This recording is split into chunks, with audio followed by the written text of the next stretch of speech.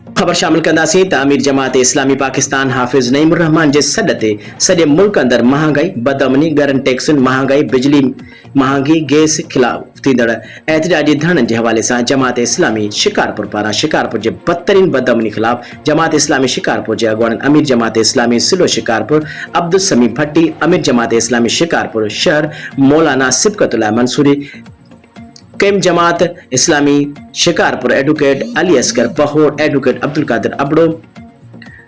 उस्ताद Abdul Fattah संदरो, हाफिज न्याज भट्टी, मौलाना महमूद इलाई हकड़ो जी अगवानी में लखीधर घंटाघर चौक ते एहतजाजी मुज़ाहिरो करे धरणो हयो। उन मौके ते खिताब कंदे जमात इस्लामी शिकारपुर जे अॻुवाणनि चयो त शिकारपुर तारीख़ जी बदतरीन बदअमनी मां गुज़री रहियो आहे। जंहिं शिकारपुर जे रोडनि रस्तनि ते गुलाब जे अर्क सां वासियो वेंदो हुयो, उन शिकारपुर जा रोड रस्ता अॼु रत सां रंगीन आहिनि।